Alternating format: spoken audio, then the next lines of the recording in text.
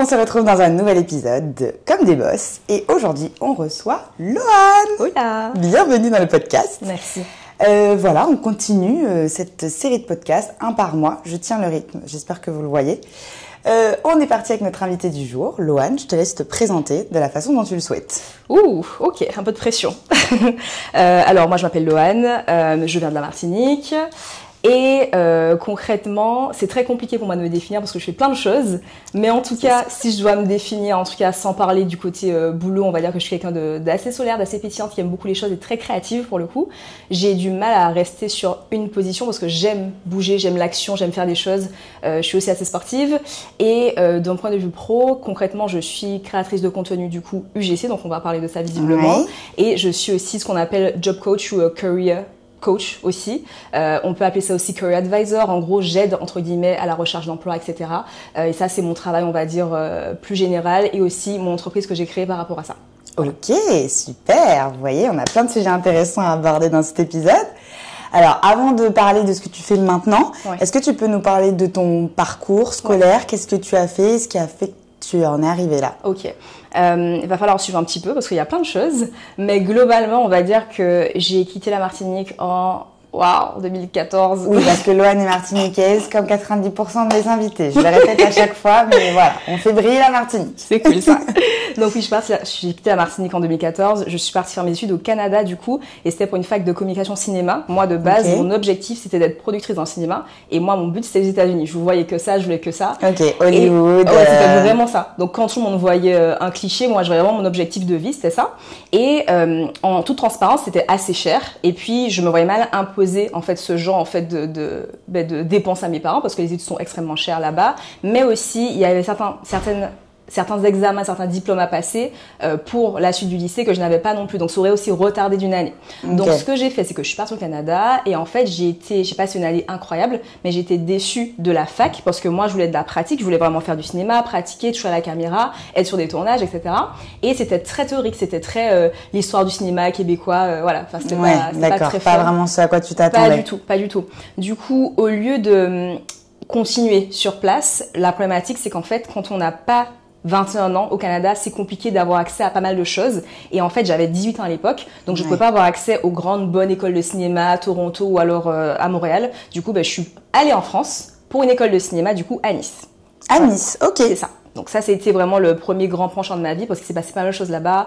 Beaucoup de bons stages dans le cinéma, dans la production, entre Paris, Monaco, etc. Et c'était super. Festival de Cannes, c'était vraiment une de belles opportunités pour moi dans le domaine.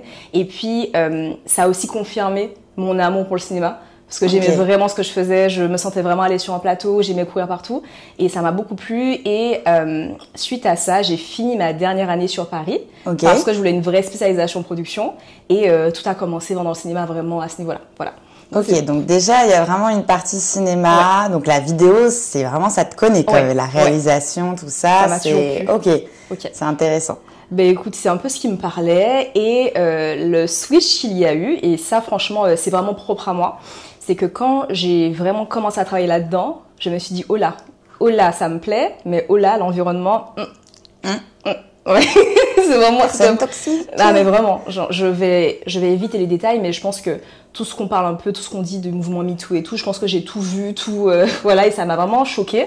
Et surtout qu'en fait, ça m'a aussi ouverte en tant que femme. En fait, j'ai vraiment été exposée à des choses que je pense qui m'ont un peu choquée en étant jeune, qui m'ont fait grandir. Et je me suis dit, ok, je veux pas évoluer comme ça. Pas dans cet environnement. Je voyais les personnes que j'admirais au début, donc les directeurs de production, les producteurs, etc. et tout, que j'enviais au début parce que je voulais cette carrière. Je les voyais tous pas bien, divorcés, 5 enfants dans 5 pays, celui-là qui tourne, bref, voilà, c'était pas très propre, quoi.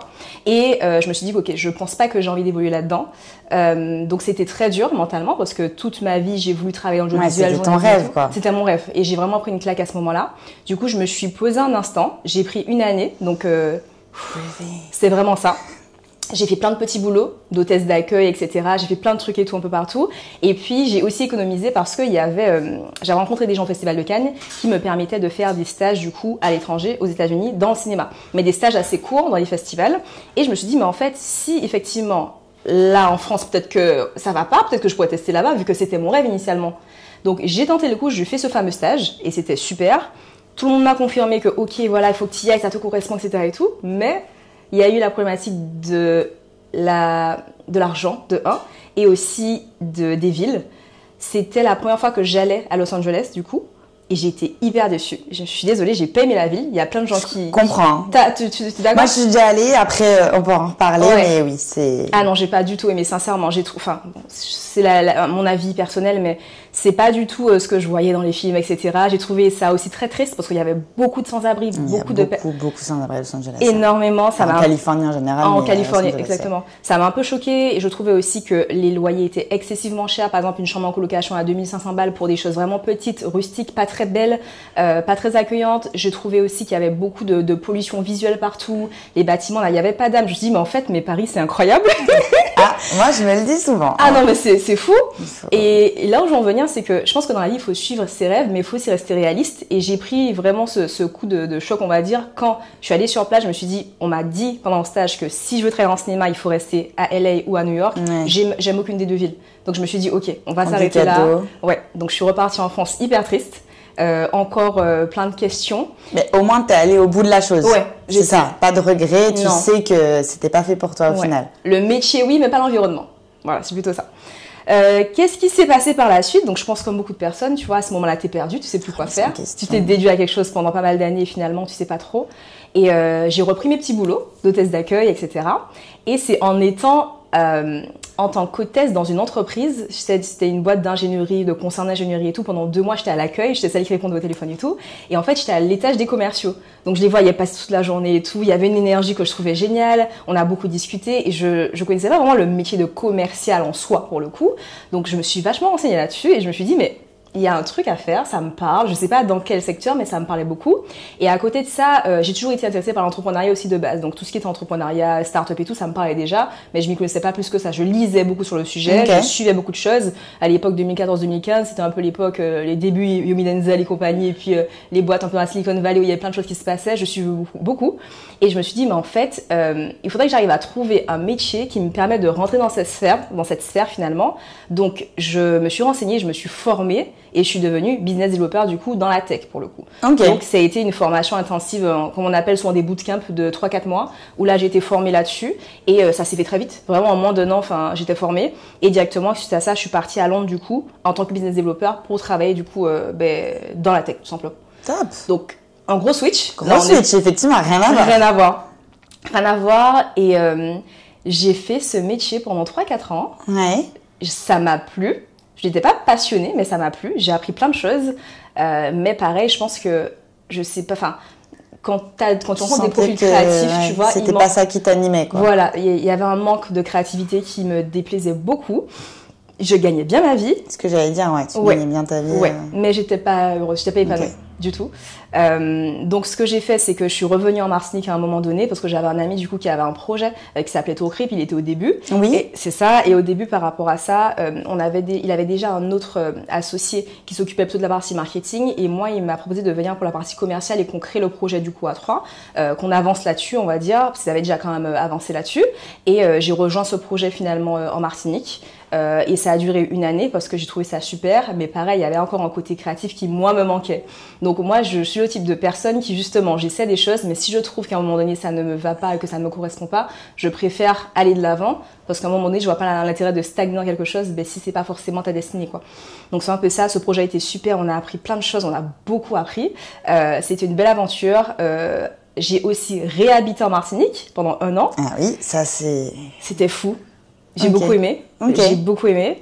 C'était dans mes prochaines questions en plus. C'est vrai. Genre le retour au pays, c'était quelque chose auquel tu pensais.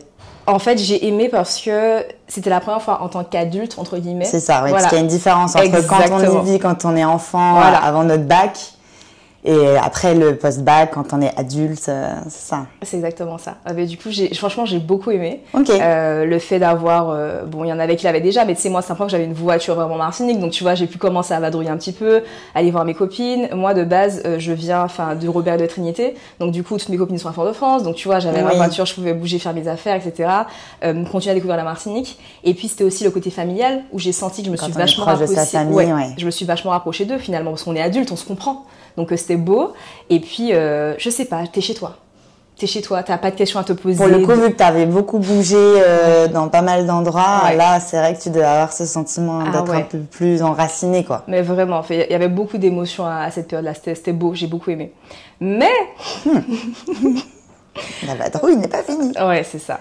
Le mais, c'est juste que je me suis juste rendu compte que j'avais tellement cet esprit de beaucoup de personnes à l'époque. On rentre pour rendre au pays ce qu'il nous a donné, tu vois, et c'était le cas avec ce projet. Moi, c'est ce que je voulais. Mais je me suis rendu compte aussi que je pense que je n'étais pas encore non plus suffisamment formée pour rapporter autant de choses à la Martinique. Donc oui, je peux apporter des choses dans ce que j'ai appris. Mais j'étais persuadée qu'il y avait encore plus. Tu peux faire plus, Je peux faire plus, tu vois. Et même moi, pour ma progression professionnelle et même... en tant que femme, tout simplement aussi, il y avait des choses que j'avais envie d'accomplir finalement toujours en Europe pour revenir en Martinique après. Donc je suis repartie 1 an plus tard. Voilà. Mais c'est bientôt fini. Là, on a bientôt fait le tour du parcours. T'inquiète. Donc je suis revenue en France et j'ai du coup repris un poste de business développeur à temps plein en CDI et je suis retournée du coup à Nice à ce niveau-là parce que c'est un peu ma ville de cœur à ce niveau-là. Mes copines aussi sont sur place, donc je suis restée là-bas quelques temps et après je me suis lancée à 100% sur mon projet Watch My Job dans la recherche d'emploi. Ok. Voilà. Super. Et tu introduis Watch My Job. J'allais justement t'en parler. Ouais. Donc c'est ton projet. Ouais. Et de ce que j'ai compris, ça permet d'aider les gens à trouver du travail. C'est ça, exactement. Donc parle-nous-en un peu plus. Ouais. C'est très RH, c'est très en même temps sur les réseaux. Exactement. Alors, Watch My Job, c'est quoi? À l'origine, moi, je me suis dit, je suis le genre de personne qui veut vraiment faire ce que je veux dans la vie, entre guillemets. Je veux vivre de ma passion.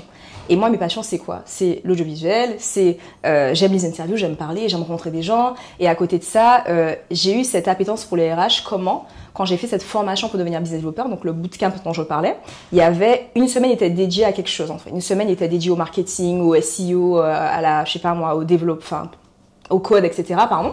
Et il y avait la semaine RH qui permettait de nous aider à trouver un travail. Ok.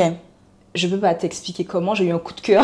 Sur la semaine RH. Je n'ai aucune idée de comment ni pourquoi, mais j'ai adoré. Okay. Le fait d'apprendre à faire un CV, d'apprendre à se présenter, parler, j'ai trouvé ça incroyable. Et je me suis dit, mais c'est pas possible. Bon, au final, ça revient quand même un peu à une histoire de mise en scène et un petit peu quand même. Mais savoir se vendre en fait finalement. Donc c'est exactement ça. Et ce que j'ai trouvé impressionnant et en même temps injuste, c'est que tu sais, moi j'ai fait une école de cinéma, j'ai été à la fac.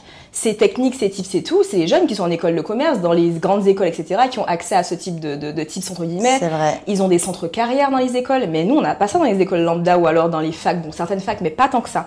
Et je me suis dit, non, mais c'est pas possible, il y a un truc à faire. Pourquoi on laisse toujours à côté les personnes qui n'ont pas fait les grandes écoles de commerce? Le monde ne leur appartient pas, pardon. C'est ça.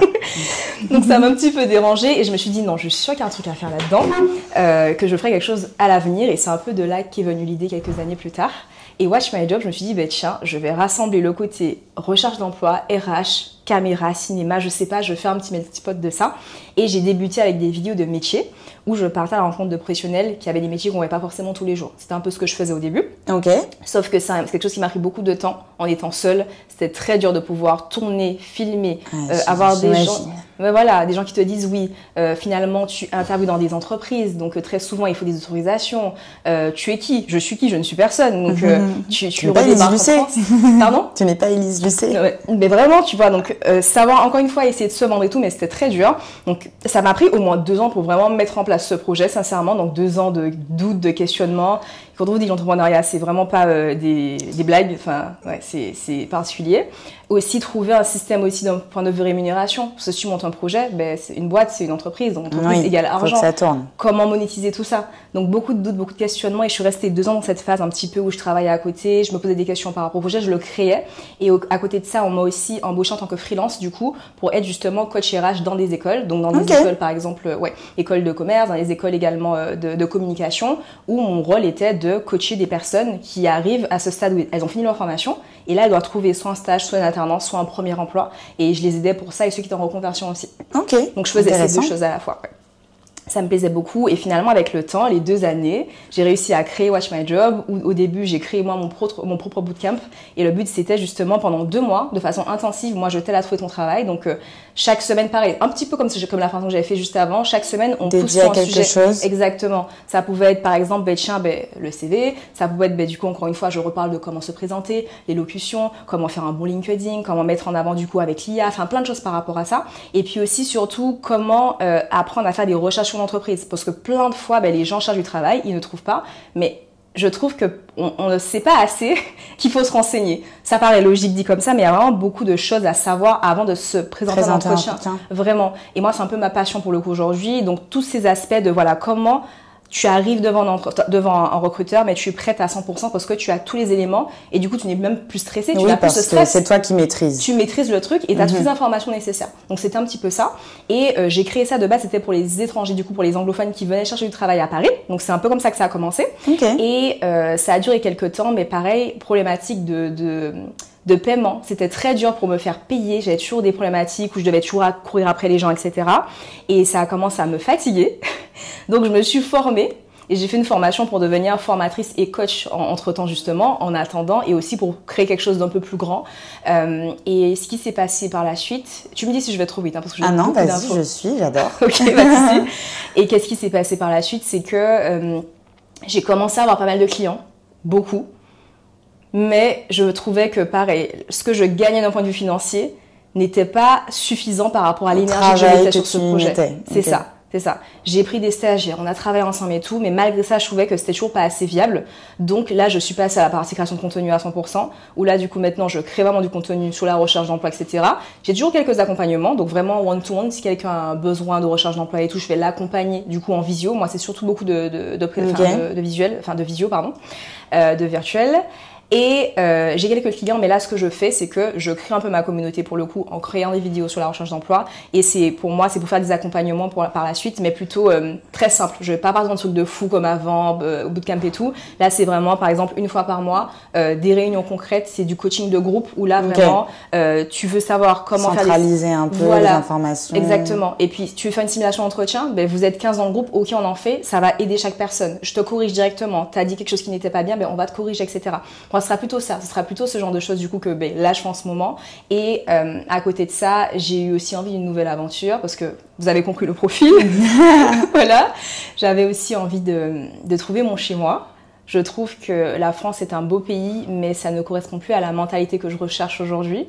Et j'avais aussi un besoin d'international. Enfin, j'aime ça depuis longtemps. L'anglais, dans les projets, exactement. Dans tes voyages. Ça me parle beaucoup. Et ça me manque d'avoir des anglophones, des personnes qui parlent plein de langues, etc. autour de moi. Du coup, j'ai commencé à me renseigner un petit peu sur d'autres pays en Europe, parce que toujours pas prête finalement à rentrer en Martinique.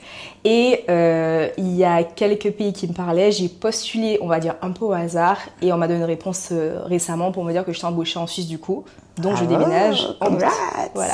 Ok. Merci. Dans une ville, tu sais déjà la ville? Oui, je serai entre Genève et Montreux pour le coup. Ok, sympa. En plus, l'été là, à Genève, oh là là, j'ai regardé, ça a l'air incroyable. C'est très sympa. Je pense que c'est des villes qui me correspondent aussi dans la personnalité, qui je suis, et je pense que ça va me plaire. Je m'en doute pas. Tu m'inviteras en Suisse. Ah bah, pas de souci. Ok. Donc, voilà. Bah, c'est super. Déjà, merci beaucoup pour partager ce parcours. Avec plaisir. On voit que tu as vraiment cette envie d'être animée par ce que tu fais, de coacher, d'aider les gens quand même. Ouais. Donc, c'est super intéressant.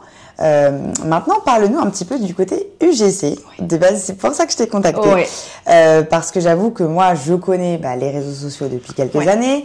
La création de contenu, les influenceurs, les créateurs de contenu, tout ça, ça me parle. Et j'ai vu arriver, il y a quelques mois maintenant, les créateurs de contenu UGC. Voilà. Et, Kezako. Exactement. Et je me suis moi-même renseignée. Je me suis dit, qu'est-ce que c'est que ça? Et je me suis dit, ce serait intéressant de venir en parler sur le podcast parce que je pense qu'il y a pas mal de personnes qui ne savent pas non plus. Donc, je te laisse nous parler des créateurs de contenu UGC. Ok. Alors, l'UGC, c'est quoi de base? Ça veut dire UGC, donc c'est User Generated Content. Donc, ça veut dire quoi? Concrètement, c'est des personnes lambda, entre guillemets, qui n'ont pas forcément de communauté ou autre, mais juste un utilisateur, client, qui va parler d'un produit. Donc en fait, pourquoi l'UGC a vu le jour, c'est qu'aujourd'hui, comme vous le voyez sur les réseaux, il y a beaucoup de collaborations, beaucoup d'influenceurs, etc. Et des fois, du coup, il y a des personnes qui se retrouvent un peu moins parce qu'ils ne savent plus forcément si on peut faire confiance ou pas, etc. Bref. Ou alors, des contenus tellement travaillés, tellement beaux, tellement esthétiques, qu'on se retrouve un peu moins dans ça aujourd'hui parce qu'il y a ce retour au naturel qui prône sur les réseaux sociaux. Et clairement aussi grâce à TikTok, entre guillemets, je sais pas si c'est grâce ou à quoi, je sais pas, mais on veut ce retour aux sources en fait. Et l'UGC a vu le jour où les marques se sont dit, ben là on a besoin finalement de personnes lambda authentiques. On veut plus la mannequin, yeux bleus, etc., etc. On veut des personnes lambda qui vont parler de nos produits. On va leur envoyer nos produits, ils vont nous expliquer concrètement ce qu'ils ont pensé et on va se servir de ces vidéos, non seulement pour nos réseaux sociaux à nous, mais aussi du coup pour de la publicité, beaucoup pour de la pub. Parce que comme vous avez vu depuis quelques années, là Instagram nous bassine avec des pubs, c'est peut-être même trop. Mais du coup voilà, c'est aussi de là que ça vient. Ok. Alors, ça c'est l'UGC. Et comment je me suis lancée là-dedans de base, comme tu le sais, moi, le monde de l'influence, moi j'ai toujours beaucoup aimé, j'aime beaucoup la photo, j'aime l'esthétique, etc. Mais je me suis jamais vraiment lancée comme influenceuse parce que c'est un vrai travail qui prend du temps. Et moi, j'aime faire plein de trucs, donc je me suis jamais lancée dedans. Mais le côté créatif m'a toujours attirée. Et en fait, quand l'UGC est sorti, c'était là dans cette fameuse période dont je vous ai parlé où j'avais du mal à me faire payer en fait, et ça m'embêtait réellement. Et j'avais envie aussi d'un côté aussi plus créatif. Donc ce que j'ai fait, c'est que comme concrètement, j'avais déjà envie de le faire, etc. J'avais tellement plus rien à perdre que je me suis dit, mais en fait, que ça te coûte d'essayer. Donc, qu'est-ce que j'ai fait? J'ai commencé à essayer de me créer d'abord un portfolio. C'est ce qu'on te demande d'abord, d'avoir un portfolio pour le coup. Ou alors une page Instagram pour le coup. Mais le portfolio, pour moi, c'était le plus logique et le plus clair. Quand tu veux contacter une marque, t'envoies ton mail. Enfin bref, c'était un petit peu ça. Donc, j'ai commencé un portfolio avec, numéro 1, des photos, parce que j'ai toujours fait plein de photos depuis des années. Donc, j'ai essayé de créer un univers avec plein de photos, etc., que j'avais déjà d'avant. Mais en même temps, j'ai rajouté quelques vidéos. Et comment j'ai fait ces vidéos? C'est que, pareil, dans l'UGC, il faut bien commencer quelque part.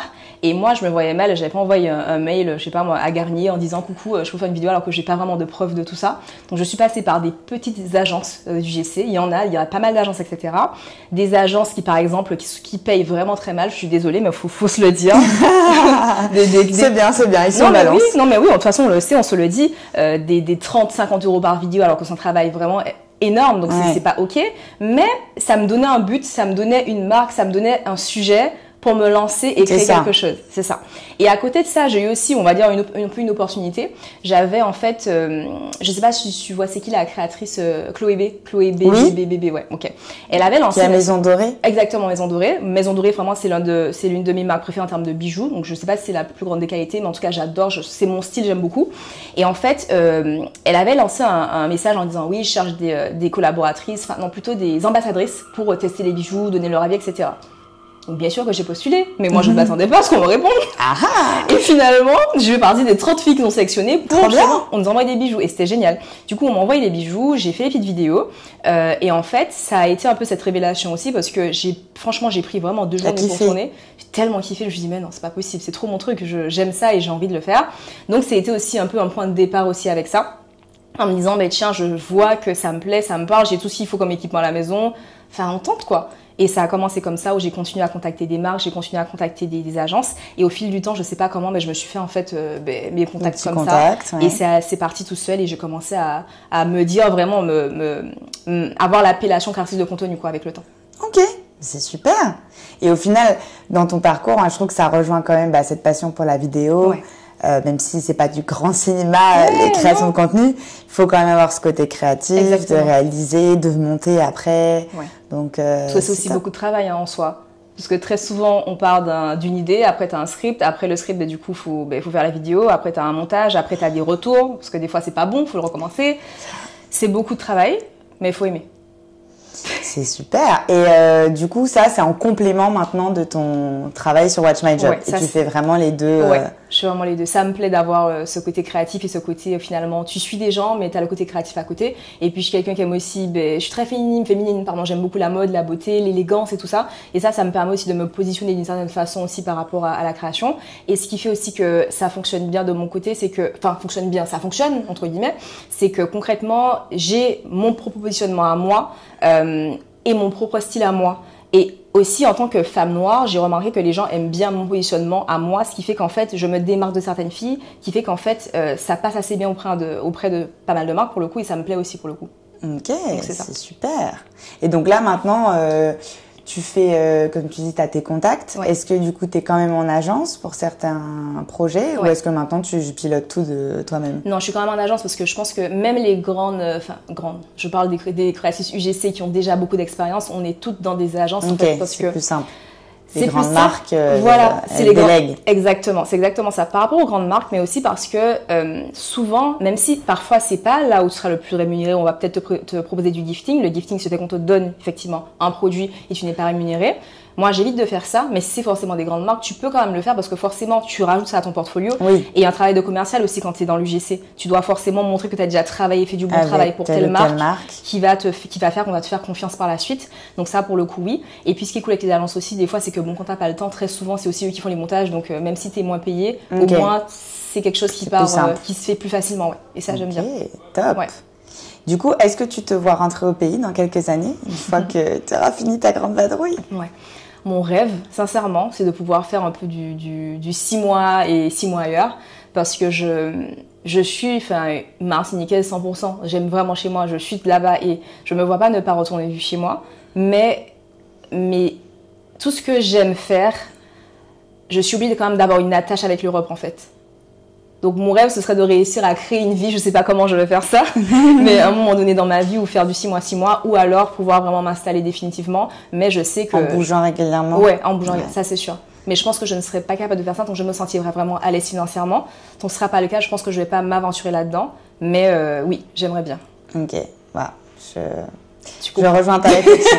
Je comprends, et alors j'en ai pas encore parlé sur le podcast, mais moi j'en parle souvent en perso avec mes amis. Ouais. Mais effectivement, je suis persuadée que les gens qui sont installés en Martinique, qui sont heureux, en tout cas, je dirais les gens qui ont un peu le même type de profil que nous, et qui aiment à peu près les mêmes choses que nous, c'est des personnes qui reviennent très régulièrement en France, qui bougent tous les 3-4 mois, ils viennent se faire un week-end, ils partent en vacances pour s'aérer, parce qu'on a beau le dire, même si on adore notre île, ça reste une île. Ouais, c'est ça. Et il y a un moment donné, on se sent quand même un peu limité, étouffé par certaines choses, et ça fait du bien, voilà, de partir, de revenir. C'est ça. Mais on peut adorer le quotidien en Martinique, mais c'est vrai que si on n'a pas ce côté où on peut un peu partir, s'évader, c'est dur, c'est dur. Ça peut être dur. C'est ça. Mais c'est aussi ce que j'ai remarqué quand je suis retournée vivre pendant 1 an, parce que concrètement, on a beau te dire oui, mais en vrai, t'as l'Amérique latine, etc., les États-Unis à côté, c'est vrai. Mais c'est très cher. Mais c'est très cher. Même à la Sainte-Lucie, une fois, on m'avait demandé 400 balles. Je me dis, mais attendez, 400 balles pour la Sainte-Lucie. C'est ça, il faut un gros pouvoir d'achat. Enfin, déjà qu'il faut un gros pouvoir d'achat pour vivre en Martinique.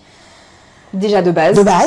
Alors si en plus on veut bouger, c'est sûr que c'est très compliqué. C'est compliqué. Mais je pars du principe que, tu sais, on parle du fait de, c'est compliqué quand on vit en Martinique et tout, mais par exemple si on parle à des personnes qui se posent la question, etc., bien sûr qu'il faut y aller. C'est juste que dans mon profil à moi personnellement, et un peu comme tu disais, j'ai besoin de cette entre-deux pour le coup. Mais je suis persuadée que même en ayant un salaire plus bas et un coût de la vie plus élevé, on peut quand même être heureux profondément parce que c'est nos racines, tu vois, c'est chez nous, c'est notre nourriture, c'est notre famille, c'est notre musique, c'est notre environnement. Mais moi, je sais, pour avoir essayé, que c'est pas suffisant pour moi en tout cas. Déjà, je trouve ça bien d'avoir essayé. Ouais. Et je trouve ça bien aussi de décomplexifier le fait de rentrer et de pouvoir repartir aussi. Parce que même moi, avant, je me mettais beaucoup de barrières. Je me disais, bon, je vais rentrer définitivement telle année, etc. Et moi, j'ai des amis qui sont précédemment rentrés et qui sont pareil, repartis. Et c'est là où ça a commencé à mettre la graine, à me dire, déjà, je suis pas sûre que ça se trouve en rentrant, la vie va parfaitement me correspondre. Je l'espère. Et comme tu dis, j'adore mon île et j'aimerais bien y retourner. Mais il y a peut-être une possibilité pour qu'effectivement, sur place, je sois pas pleinement épanouie et que je reparte. Clairement. Donc maintenant, je préfère effectivement le voir comme, je vais rentrer et je vais tester la vie et voir si ça me convient. En soi, c'est pas grave de tester, et si au pire, ça ne se passe pas bien, on aura essayé. Clairement. Je pense que faut pas se mettre des barrières. Mais je me permets par rapport à ce que tu dis, je pense que ça dépend vraiment de beaucoup de choses, parce que je te prends un exemple. Tu es dentiste, c'est ça? J'ai une amie à moi, du coup, qui a fait la même chose. Elle était à Toulouse, elle est rentrée pour devenir dentiste. Anaïs, salut. Et concrètement, elle aime bien, en fait, chez elle, parce qu'elle a son petit cocon, elle travaille maintenant dans un cabinet. Je crois qu'elle est aussi libérale pour le coup. Elle gagne bien sa vie, elle a son chéri, elle est vraiment installée, sa famille est là-bas. Donc, en fait, il y a tout aussi qui fait qu'elle est vraiment à l'aise. C'est ça. Déjà, le côté professionnel joue énormément sur le retour au pays. C'est sûr. C'est vrai que c'est pareil, j'aurai la chance le jour où je veux rentrer, je vais facilement trouver du travail, je vais facilement bien gagner ma vie. C'est ça. Et effectivement, ça, c'est pas tout le monde. Et c'est un gros aspect. Moi, les gens que je connais qui sont repartis, il y a le côté professionnel qui a beaucoup joué. Forcément, quand on s'épanouit pas dans le pro, on peut difficilement s'épanouir tout court. Exactement, je suis d'accord. Donc, effectivement, ça joue. C'est pour ça aussi que je me suis toujours dit que je voulais rentrer, parce que je sais que j'aurais des facilités à ce niveau-là. À normalement être à l'aise, à vivre sur l'île. Et tout pareil, je pense que je pourrais quand même me permettre de bouger régulièrement. Ouais. Donc c'est pour ça que de base, ça me fait pas peur de rentrer et que voilà. Mais parce qu'effectivement, j'ai cette chance-là. C'est ça. Que c'est pas forcément évident à trouver pour tout le monde. C'est sûr, c'est vraiment pas simple. Mais je me dis aussi que je me permets par rapport à ça, tu vois, tu parles du domaine médical, mais il y a d'autres domaines en martinique où on peut aussi s'épanouir. Par exemple, on ne trouve pas forcément de travail tout de suite. Là, on parle du médical, mais par exemple, je parlais de la tech ou même du digital en général. Il y a plein de métiers où on pourrait se reconvertir aussi, parce qu'il y a plein de personnes qui sont bloquées par rapport au travail. Moi, j'ai envie de dire, on est en 2025. En 2025, il y a trop de façons aujourd'hui de trouver un nouveau travail, etc. Comme je disais, je parlais de bootcamp, mais j'en parle vraiment parce que en 2025, il y en a plein. Ouais. Il y a plein de choses qui te permettent aujourd'hui de te reconvertir ou même d'avoir une activité à côté qui, avec le temps, va devenir ton activité principale. Je connais des filles dans la création de contenu, justement. Elles, par exemple, elles avaient un métier de base et elles ont fait ça à côté. Et finalement, ça marche tellement bien qu'elles arrivent à en tirer un salaire. Moi, c'est pas le cas. J'ai pas de salaire budgété. Moi, c'est vraiment un plus qui est quand même assez bien. Je pense que je peux en parler. Je pense que je peux me faire à peu près 500 € de plus par mois avec ça. Tu vois, c'est toujours ça mon métier à côté. Enfin, c'est super. Enfin, je trouve ça génial, quoi. Et moi, je me dis que quelqu'un en Martinique qui n'a pas encore trouvé de travail ou autre, là, on va pas parler de création de contenu, mais je sais pas, qui veut devenir encore une fois business developer, qui veut devenir community manager, qui peut même être assistant virtuel. Il y a plein de possibilités aujourd'hui pour rentrer aux Antilles. Donc tu as une bonne connexion internet et que tu peux travailler à l'étranger, tu peux le faire. Même une fois en Martinique, on m'a proposé une mission de business developer, mais c'était pour le marché américain parce que du coup c'était le même fuseau horaire. Okay. Donc je pense qu'il faut fouiller, tu vois. Il faut fouiller. C'est intéressant parce que là tu dis un peu à tous ceux qui sont peut-être dans un métier qui nous écoutent, qui vous plaît pas forcément, ou vous n'êtes pas forcément épanoui, vous auriez aimé changer, mais vous avez peur de la transition professionnelle. Ouais, y a des que trucs. 1, c'est possible. 2, vous pouvez vous faire accompagner. Exactement, il y a plein de choses. Ouais. Et il y a pas mal de façons d'aider maintenant et de trouver quelque chose qui vous plaît et qui va vous permettre de vivre la vie que vous souhaitez. Clairement, je suis d'accord. Je pense qu'il y a vraiment un autre monde par rapport au monde conventionnel qu'on connaît, les études, le travail, etc. Il y a vraiment des choses qui se passent dans le monde aujourd'hui et il faut vraiment s'enseigner parce que ce serait dommage de passer à côté, de rentrer chez soi, alors qu'il y a plein de métiers ou même d'activités à côté qui peuvent permettre finalement de vivre de façon correcte, quoi. Je dis pas qu'on sera riche, mais au moins d'avoir un petit 2000 € par mois et enfin, c'est déjà très bien 2000 € par mois même, et de vivre en Martinique et d'être très heureux, quoi. Super. Bah, merci Loane, du coup, pour ces réflexions. Pas de souci. On a appris plein de choses par ton parcours, par ce que tu fais. Ouais. J'espère que ça servira à nos auditeurs. Si vous avez des questions, bah, n'hésitez pas. Je vous mettrai ton Instagram, du coup, en barre d'infos du podcast. Et bah, merci encore. Avec plaisir, du coup. Et allez suivre Watch My Job, c'est très important, du coup. Oui, allez suivre Watch My Job. Si vous cherchez du travail. À bientôt pour un nouvel épisode. Hello. Bye.